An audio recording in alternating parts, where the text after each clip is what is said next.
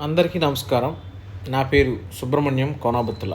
నేను మీకు ఈరోజు మ్యూచువల్ ఫండ్స్ అంటే ఏమిటి, ఆ మ్యూచువల్ ఫండ్స్లో ఉండే రకాలు అనేది ఈ వీడియో ద్వారా తెలియచేయాలనుకుంటున్నాను. మ్యూచువల్ ఫండ్ అనేది అనేక మంది పెట్టుబడిదారుల నుంచి సేకరించిన నిధులను ఒక ఉమ్మడి ఫండ్గా నిర్వహించి దాన్ని స్టాక్స్లోను, బాండ్స్లోను, ఇతర ఇన్వెస్ట్మెంట్ ఆప్షన్స్లో ప్రొఫెషనల్ ఫండ్ మేనేజర్ల ద్వారా ఇన్వెస్ట్ చేయించే విధానాన్ని మ్యూచువల్ ఫండ్ అని అంటారు.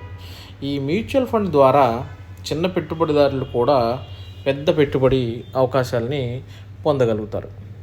ఈ మ్యూచువల్ ఫండ్లో ఉన్న రకాల గురించి ఇప్పుడు చర్చించుకుందాం. మొదటగా ఉన్నదాన్ని ఈక్విటీ ఫండ్స్ అని అంటారు. ఈ ఫండ్స్ స్టాక్స్లో పెట్టుబడి పెడతాయి. ఎక్కువ రిస్క్ ఉన్నప్పటికీ లాంగ్ టర్మ్లో ఎక్కువ లాభాలను పొందే అవకాశం ఉన్న ఫండ్స్ని ఈక్విటీ ఫండ్స్ అని అంటారు.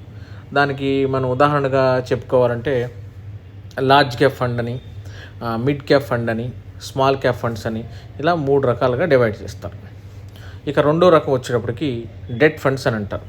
ఈ డెట్ ఫండ్స్ అంటే గవర్నమెంట్ ఆఫ్ ఇండియా సెక్యూరిటీస్లో కానీ, బాండ్స్లో కానీ, లేదా ఫిక్స్డ్ ఇన్కమ్ వచ్చే ఆస్తుల్లో ఇన్వెస్ట్ చేసే వాటిని డెట్ ఫండ్స్ అని అంటారు. అంటే వీటిలో రిస్క్ అనేది ఉండదు, రిటర్న్ అనేది కూడా మనకి ఫిక్స్డ్గా వస్తూ ఉంటుంది అనమాట.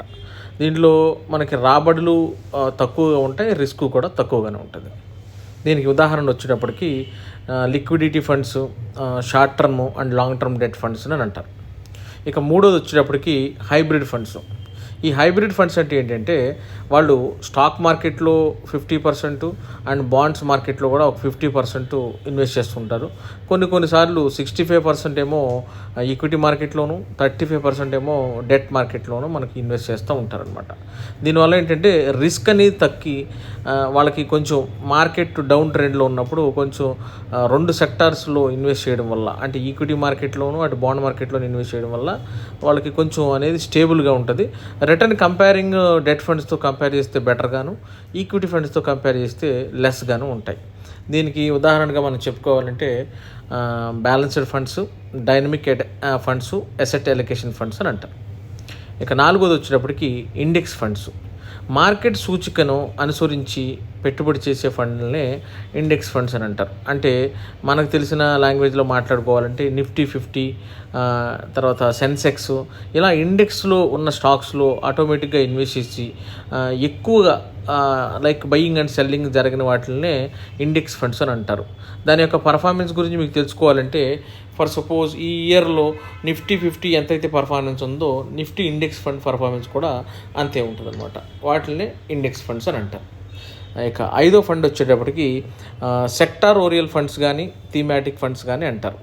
అంటే సింపుల్గా చెప్పాలంటే ఐటీ స్టాక్ల్లో కానీ, లేకపోతే ఫార్మా స్టాకుల్లో కానీ, లేదంటే ఇన్ఫ్రా రిలేటెడ్ స్టాక్స్లో కానీ, అండ్ ఈఎస్జీ సెక్టార్స్లో కానీ, సస్టైనబిలిటీ సెక్టార్స్లో కానీ పెట్టుబడులు పెట్టే వాటినే ఈ సెక్టారియల్ ఆర్ థీమాటిక్ ఫండ్స్ అని అంటారు. ఈ సెక్టారియల్ అండ్ థీమాటిక్ ఫండ్స్లో ఏంటంటే రిస్క్ ఫ్యాక్టర్ అనేది ఎక్కువ ఉంటుంది. ఎందుకు రిస్క్ ఫ్యాక్టర్షన్ ఎక్కువ ఉంటుందంటే ఇప్పుడు మనం ఇన్ఫ్రాస్ట్రక్చర్లో ఇన్వెస్ట్ చేసినప్పుడు మార్కెట్లో కనుక ఇన్ఫ్రా రిలేటెడ్ ఇన్వెస్ట్మెంట్స్ కనుక రాకపోతే ఆ సెక్టార్ డౌన్ అయ్యే అవకాశం ఉంటుంది. మీరు కూడా చాలాసార్లు వినే ఉంటారు, మనకి ఎప్పుడు కూడా ఒక్కొక్కసారి బ్యాంకింగ్ సెక్టర్ బాగా పర్ఫామ్ చేసిందని, తర్వాత లేదంటే ఇన్ఫ్రా సెక్టర్ బాగా పర్ఫామ్ చేసిందని మనం వింటుంటాం. కాబట్టి ఈ ఇన్ఫ్రా సెక్టర్ కానీ లేకపోతే ఇలాంటి టెక్నాలజీ రిలేటెడ్ సెక్టార్లు కానీ రిస్క్ ఓరియంటెడ్ సెక్టార్స్ అని అంటారు.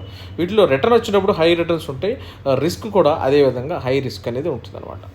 తర్వాత ఆరోది వచ్చేటప్పటికి ట్యాక్స్ సేవింగ్ ఫండ్స్ అని అంటారు. వీటినే మనకు తెలిసిన లాంగ్వేజ్లో ఈఎల్ఎస్ఎస్ ఫండ్స్ అని కూడా అంటారు. అంటే మనకి ఇన్కమ్ ట్యాక్స్ నామ్స్ ప్రకారం ఓల్డ్ ట్యాక్స్ ల్యాబ్లో ఉన్నవాళ్ళు సెక్షన్ 80C కింద 1,50,000 రూపాయలు సేవ్ చేసుకోవాలంటే ఈ ఈఎల్ఎస్ఎస్ స్కీమ్స్ ఫండ్స్లో ఇన్వెస్ట్ చేస్తారు. వీటిని ఈక్విటీ లింక్డ్ సేవింగ్ స్కీమ్స్ అని కూడా అంటారు. వీటికి లాక్-ఇన్ పీరియడ్ అనేది కంపల్సరీగా ఉంటుంది. మినిమం 3 సంవత్సరాలు అనేది లాక్-ఇన్ పీరియడ్ ఉంటుంది.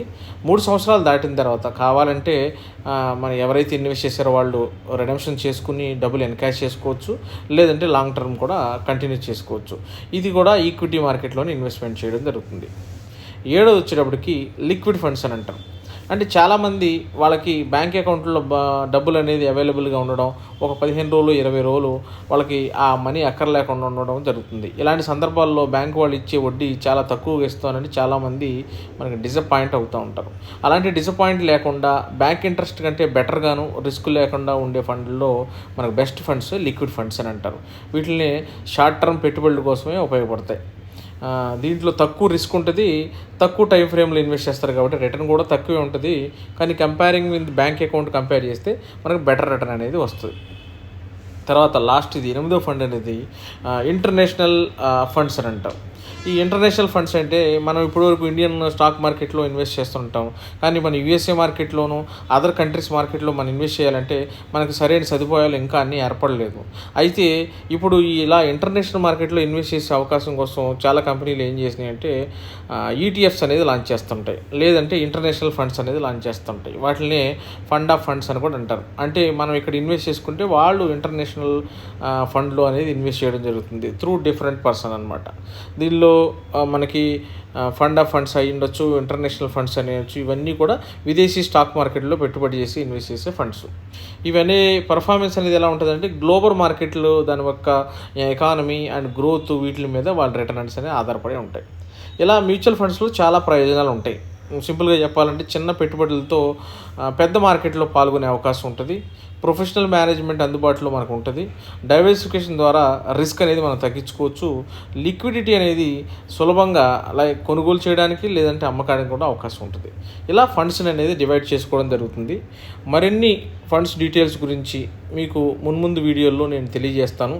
ఈ ఫండ్స్ రిలేటెడ్గా మీకు ఏదన్నా డౌట్లు ఉండడం కానీ దానికి సంబంధించిన సమాచారం గురించి కానీ మీరు కామెంట్ రూపంలో నాకు తెలియజేయండి.